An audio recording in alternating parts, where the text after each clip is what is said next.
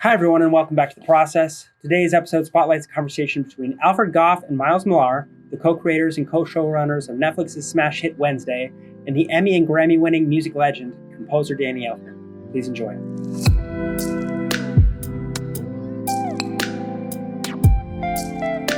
Hello, everyone, and welcome to The Process. I'm Al Goff. And I'm Miles Miller.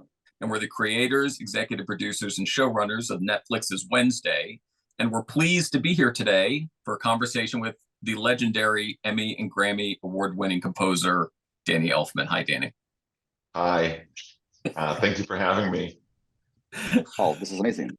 Yeah, we're very excited to be doing this with you. So I guess to start it off, what was your connection or relationship to the Addams Family? Well, yeah, I mean, I'm a child of that era. And so I grew up on the original Addams Family.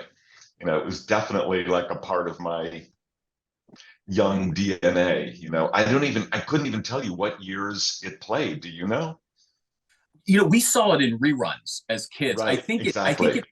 I think it ran from, I want to say it's 64 to 66. I think it's only a couple seasons, but I just remember. So that was like perfect timing. I was like 11 to 14. You know what I mean? It's like it couldn't have been when it happened. It was interesting when I was a kid. It was like really the early days of television and everybody having a TV in their house and the first color TV. Which I remember this stuff.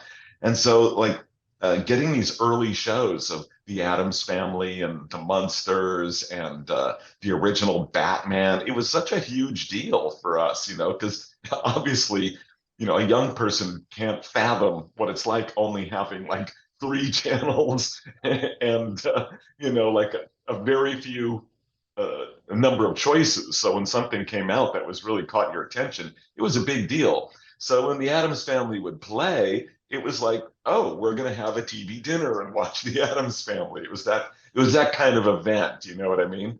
Right. Well, it's so interesting to think about that you've done both a sort of, and we would look at this as a reimagining of the Addams Family, but having done the original Batman with Tim and now this with Tim, it's kind of like an interesting throwback to that childhood era you both had in sort of great 60s, 70s America, Oh, yeah, definitely. It taps into, I'm sure, both of our early DNA, for sure. So was there anything in terms of that you were excited about looking at musically from the Addams Family originally and coming into this iteration? Everything about it was exciting. It's like when Tim called and said he was doing it, it was like, oh my God, that makes so much sense. It was like one of those kind of like moments of like, duh. It's not like, why would you be doing the Addams Family? It's more like, what took you so long? was my initial thought to be doing this. And so I was very excited, and this was my first time actually scoring for television. Up till now I've done only themes for television. I've never done actually scored entire episodes, so it was going to be a new experience for me. And how was that? What did you think of what was the different sort of approach that was there a different approach you made? Yeah, I have so much respect for television, well, not television, but just the idea of episodic scoring composers who do that. I now bow down to them because it's so hard. The first episode with Tim was very much like doing a movie that I've done almost 20 times already, because we had a long time. He brought me in early. And so it felt like we had 6 weeks for the first episode. And then, of course, it's like 10 days, 10 days, 10 days after that. It's like, whoa. So the first episode was like we were scoring a movie, really. Early stuff. It was unfinished, sending ideas, talking about inspirations. And, I was experimenting with all kinds of stuff the same way I would if it was a film, just lots of ideas and sending them to him and getting his reaction. And then after that, it was like, wow, this is like a race. 10 days goes by quick. And, Adam, Wednesday is very thoroughly scored. You know, it's not, there are some shows that just have a bit here and a bit there. And but this is scored fairly completely in a traditional way. So that it was eye-opening, but yeah, I mean, really fun. But it was just a great challenge that I'd always thought about, but had never had the ability to do before.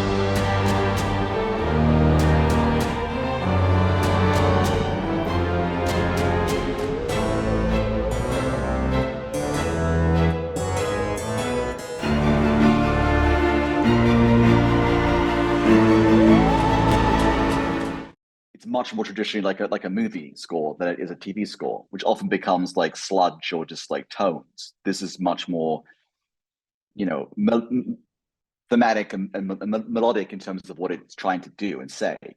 Right.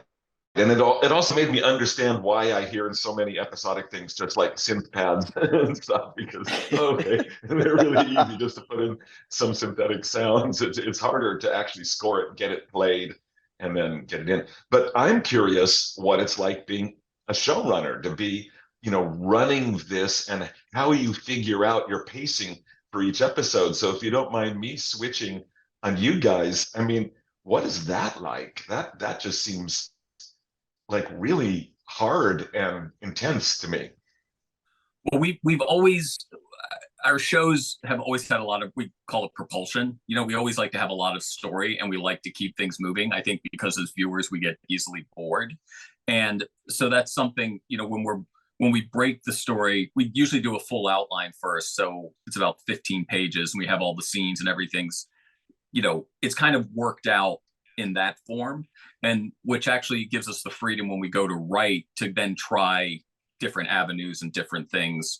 And then some of it, I think, because, you know, we've been partners for nearly 30 years, you just kind of, it's, I'm sure you have it with music. It just, you get a feel for when something's dragging, when it's not, when it's, you need more moments here, when the action sequence needs to be clearer, you know. So I think it is that, it's a process that we've just been doing from writing together for so long. But forgive my ignorance, but I'm assuming in the beginning you actually have your plot line from beginning to end before you write each script, that you have like a trajectory of you know where it's going to go, right? You work that out in advance.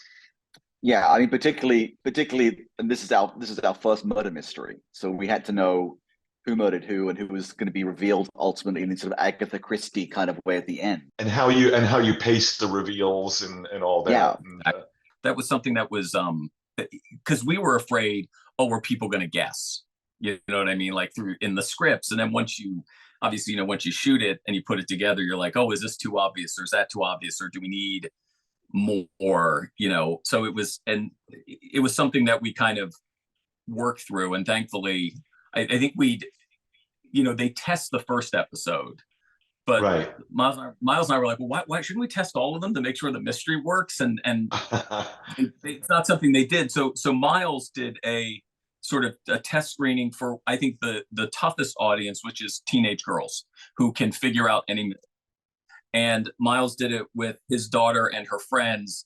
And he called me afterwards and said they didn't know until they needed to know. And I honestly, it was just huge relief, because I'm like, well, if she hasn't figured it out, I think we're gold. So, well, you know, that just reminds me, because that is like a tough audience to get. But if you get them, that was my relief when Wednesday came out, was all my friends calling saying, oh, I'm watching with my teenage kids. My kids love this. You go, that's like the thumbs up that this thing's going to work. And I remember when Beetlejuice came out years ago, there was all this like, it's oh, no one's going to get this thing. No one's going to get it. It's going to be a disaster.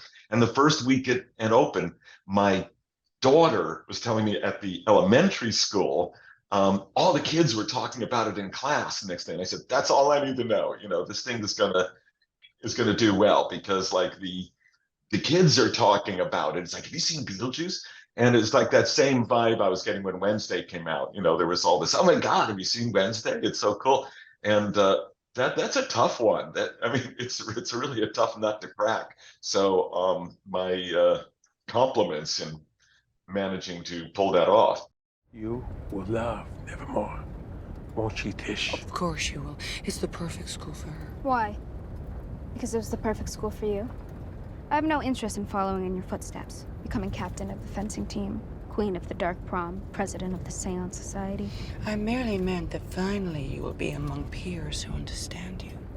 Maybe you'll even make some friends.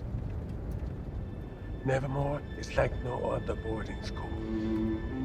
It's a magical place. It's where I met your mother. And we fell in love. You guys are making me nauseous. Not in a good way. Darling, we aren't the ones who got you expelled. That boy's family was going to file attempted murder charges. How would that have looked on your record? Terrible. Everyone would know I failed to get the job done.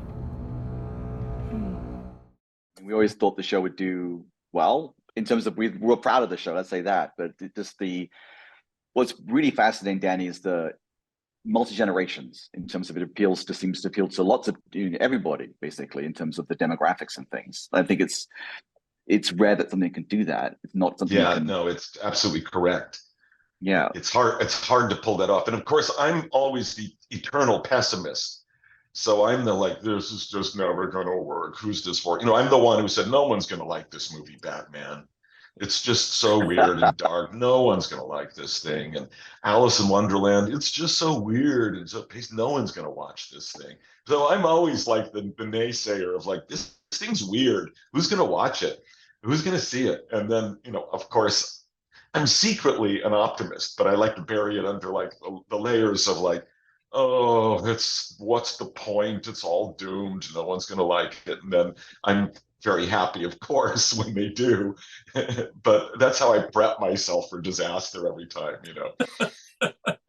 That's what funny enough, I remember seeing Batman. It was the first, I think I'd moved to New York, and I went up opening day and waited in line for 6 hours to see it.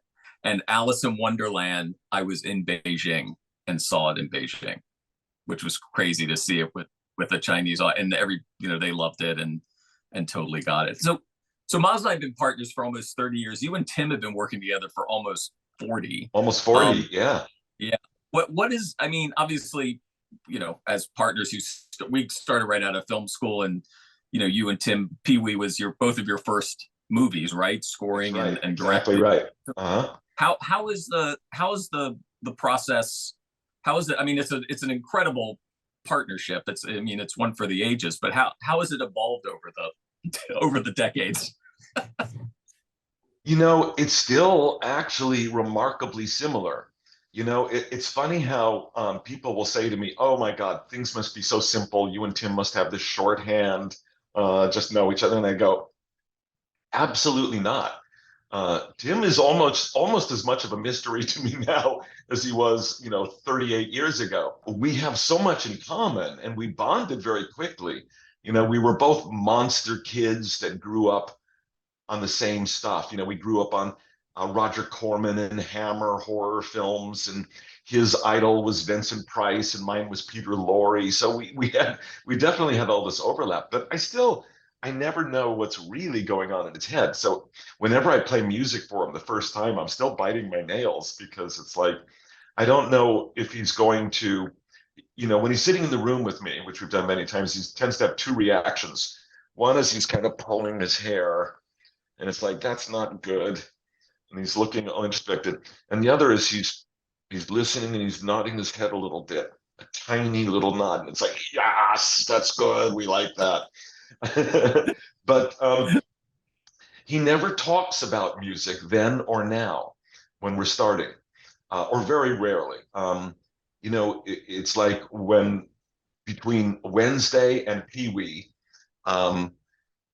we don't have these long conversations about it. It's like he'll tell me his feelings. He'll tell me how he feels about a character, he feels about a tone, but it's my job to come up with music that he could respond to, because otherwise it's just abstract.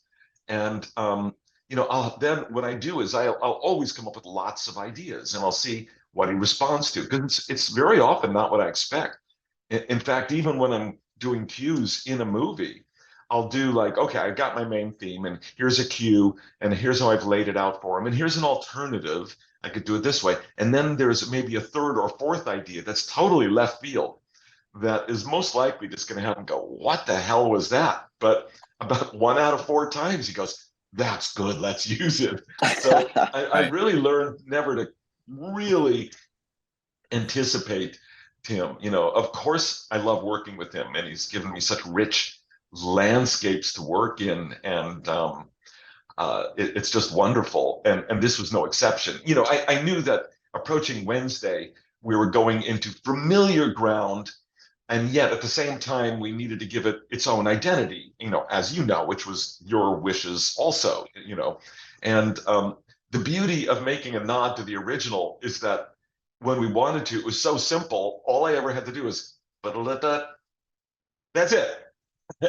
Nod, homage to the original. 4 notes and a snap, and it's over. It's like I've never worked on anything that it was so easy. We want to do like at the end of the episode, a little, just a little fun. That's it. Thanks. And it was always kind of like, ooh, like laughing. It's like, where is like a moment we can do that? But we did talk about tonally John Sebastian Bach. It was my feeling right in the beginning that Bach was going to be kind of a tonal direction that Wednesday should and would live in.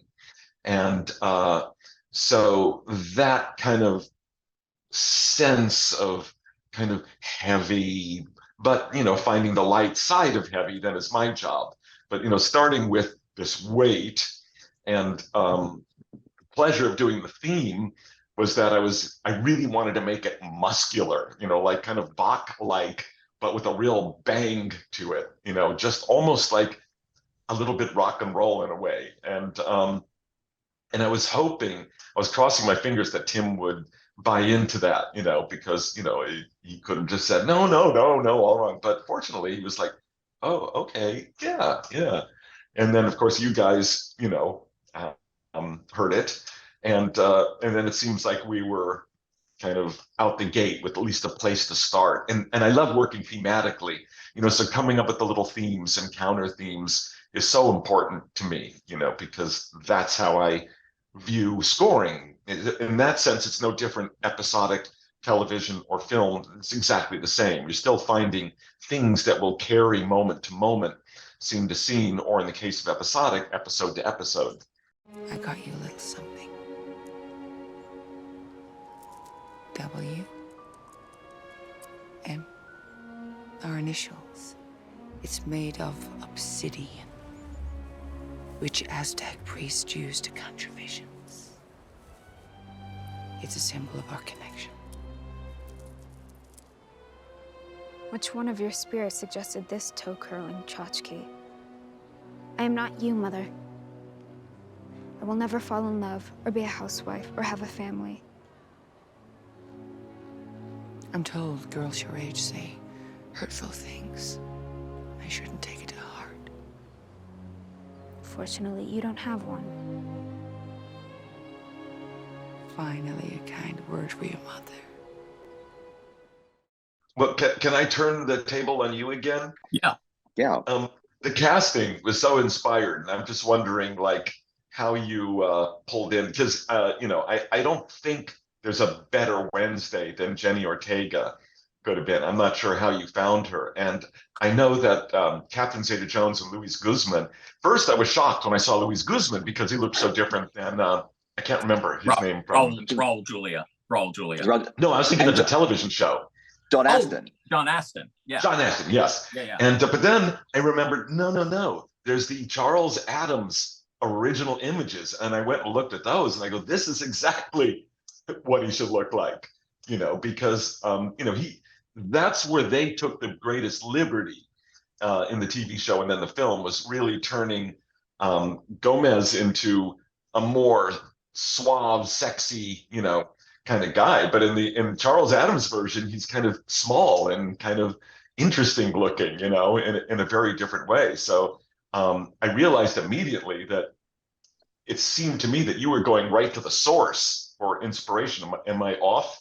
No, absolutely, absolutely, and that's something Tim really wanted to do as well. And by the way, it was a conversation we had to have with Netflix to explain to them that was actually, if you look at the actual original panels, that is what Gomez looked like. And That's exactly what Gomez looked like. Yeah. It's like, yeah. So the Charles Adams silhouette in his panels is exactly the silhouette of the show. So it was like that was the intention. And so it was, and the family as a portrait was one of the first images Netflix released, and it's so iconic in terms of that silhouette is so true to Charles Adams' original vision. I think that was really, really great. Well, I for one really appreciated that. So thank you. Oh, and then to circle back around, we must have seen hundreds of actresses for Wednesday, and Jenna was someone who Netflix had been interested in. Like, she was on a list of people. They said, "Oh, you should meet her." And so Miles and I met her on a Zoom like this, and she was in New Zealand filming a horror movie and had been up all night. And it's one of those things, very appropriate. What's kind of great about Zoom sometimes for casting, because you are going to see people on a screen, is that if they can make an impression in what was arguably the worst version of a screen and they still pop, then they have something. And we met her. She did an audition, and then we said to Tim, you really you need to see her. Tim saw it immediately, and we were kind of off to the races. I mean, that's always the thing with casting, is people are like, who are your second and third choices? It's like you fall off a cliff. You find the one, and then and we always said, like, in our first meeting with Tim, when he signed on to do it, he said, if we don't find the right Wednesday, we're screwed. and that was obviously the most important, choice, character. Of course, absolutely. And it's so great when you have a member of a cast that's the head of a cast that you can't imagine anybody else in their part. It's like watching Succession. I can't imagine anybody but Brian Cox playing Logan Roy. Impossible to imagine another actor in that role. And it's the same with Wednesday. It's like, she is Wednesday. Anybody else doing it would have been lesser Wednesday. So it's like, what a good, lucky break. No masks, no tips. Winner draws first blood.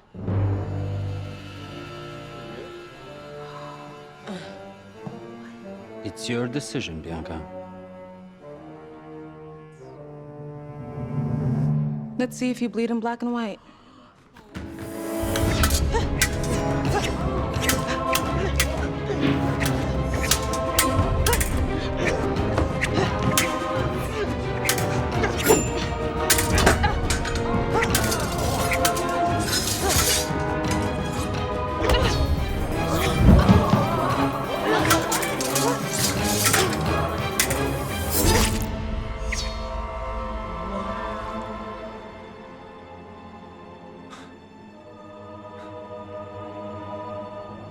Your face finally got that splash of color it's so desperately needed.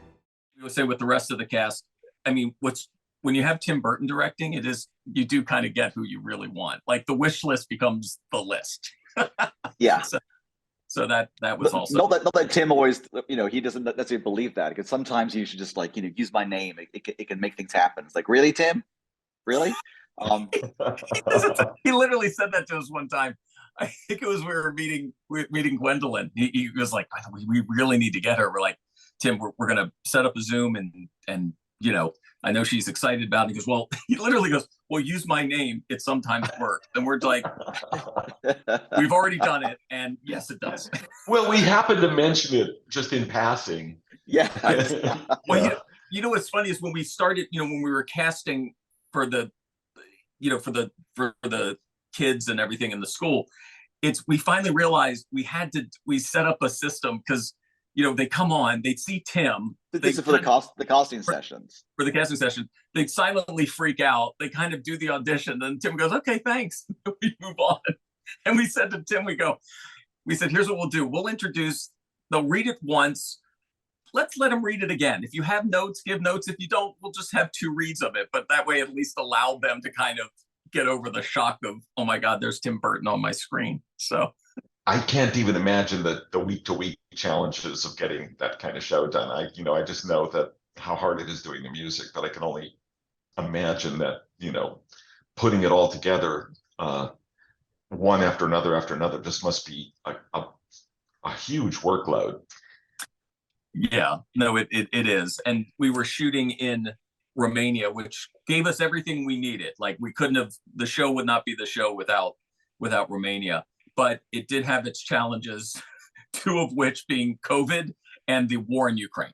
So yeah, that makes everything a little challenging. But it was. Oh, I know.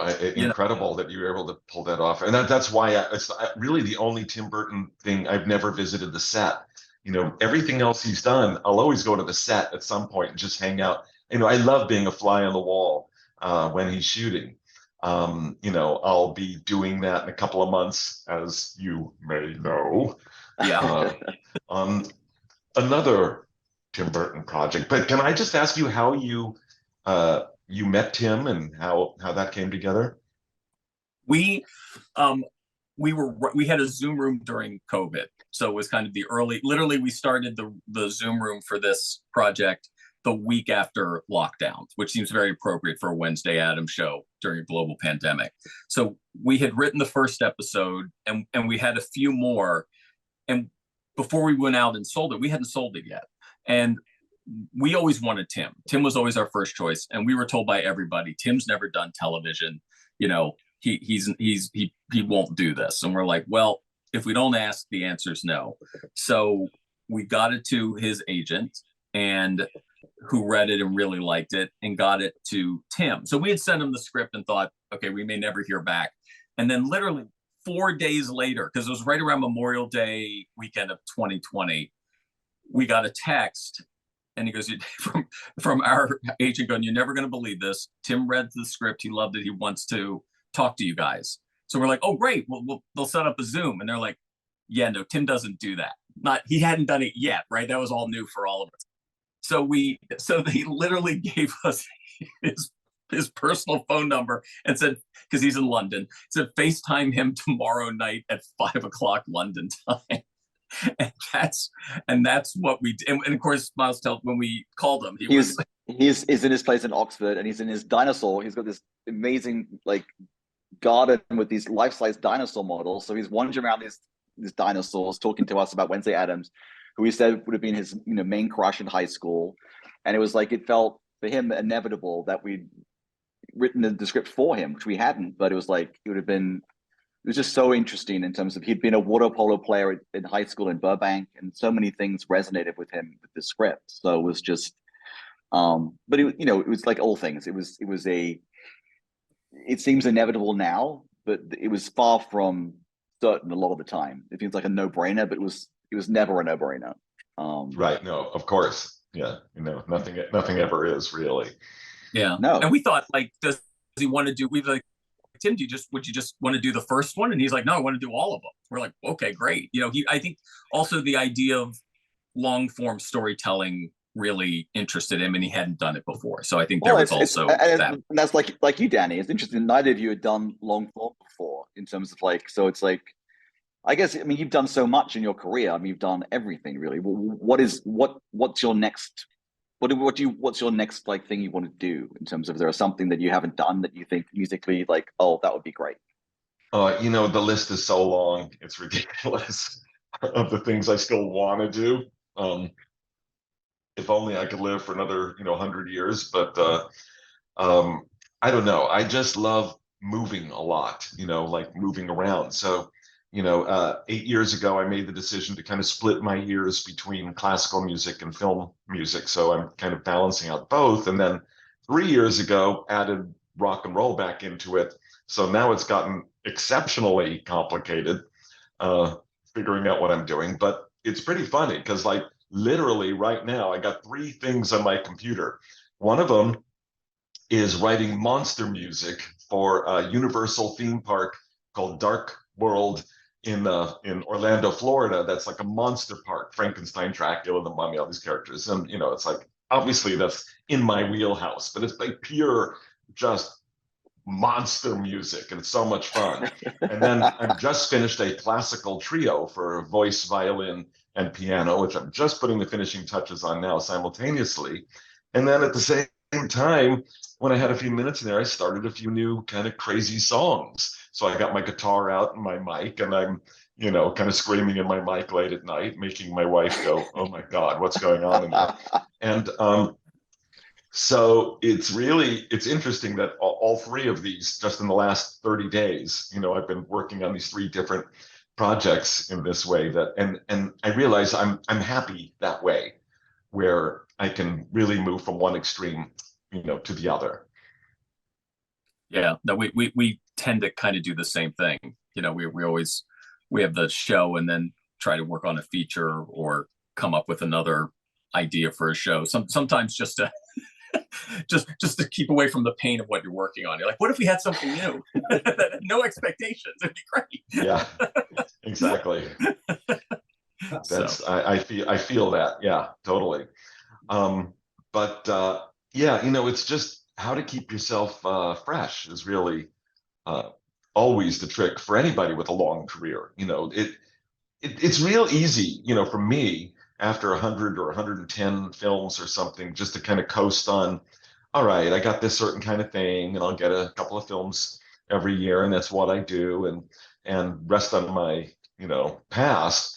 But I like, it's just doesn't make me happy, so I just have to keep working on new challenging things. And the classical music, super challenging, super hard for me, really keeps me on my toes.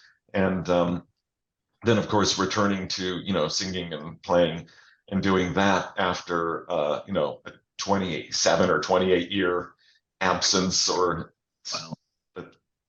almost 30. And that doesn't keep me on my toes. I don't know what will.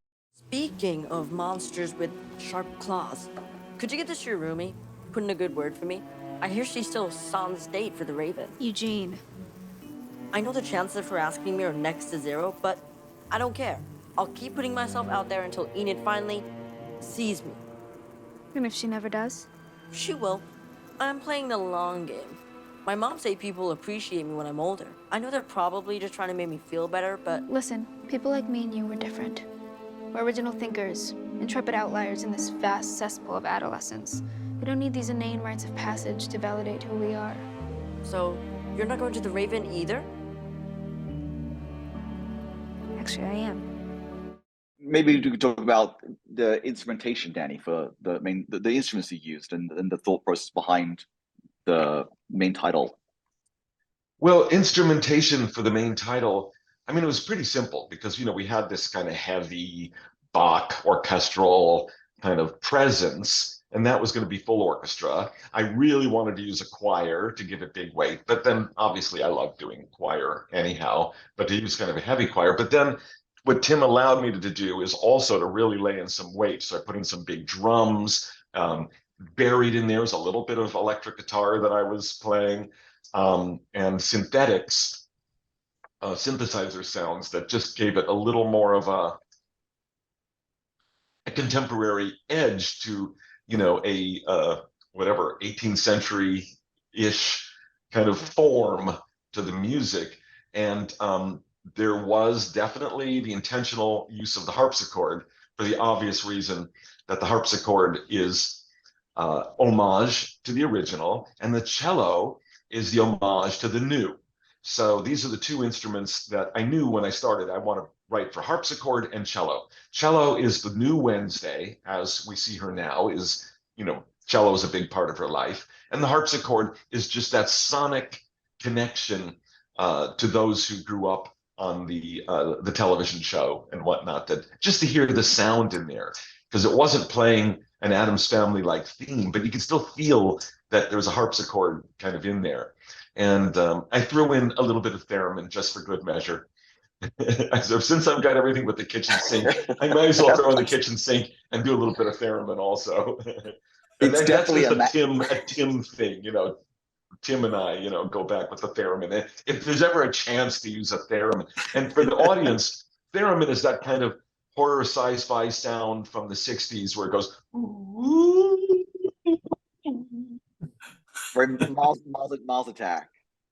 Yeah, exactly. Right. Mars Attacks was all around the theremin. So that's that sound, which is so it was kind of like I knew I was going to have all these elements, and a minute to put it all together. It's like, oh my God, but it was really fun. I mean, it was super, super fun, kind of like putting this kind of creation together and having all these sonics and how to make them fit and work in 60 seconds or just over. You know what I mean? There's a couple of different lengths, actually. It could be 45 or a minute and a half, but roughly somewhere around there, right? Yeah, because there's always that chicken and egg discussion. Do you start with the theme and then design the title, or vice versa? So it's like, I know we had spent a lot of time with Tim about talking about that. Yeah, I mean, I start with the theme, with the sound. So from the beginning, I had bum ba-dum ba-dum ba-dum ba-dum ba-dum ba-dum ba-dum ba-dum bum, and then organ bum bum, and that's the Bach part of it. Is using that pipe organ in for the heavy chords at the end of that. So it's kind of combining a more lyrical, lighter theme, bum ba-dum ba-dum ba-dum ba-dum ba-dum ba-dum, and that I felt like I could use anytime Wednesday is doing a Wednesdayism. I can go bum ba-dum ba-dum ba-dum ba-dum, and that's saying kind of Wednesday. And then I got these heavy chords, which obviously will find its place here and there. My favorite scene in the beginning was the scorpion versus her backstory of the scorpion and leading to the cemetery and that that's where I got to kind of put it all together. The lighter part, a little bit of sadness, and then this kind of heavy, weighty graveyard. And it was all pure Wednesday, right? So but it always starts with a theme. I have to have like a theme in there, otherwise it's just sounds. Well, Danny, this has been a blast for us to get to spend this time with you, and we're excited. Me too. Oh yeah, for me also, believe me. And I look forward to us working together more soon. Absolutely. Yes, definitely. Thanks so much, Danny. Thank you. Really appreciate it. Perfect.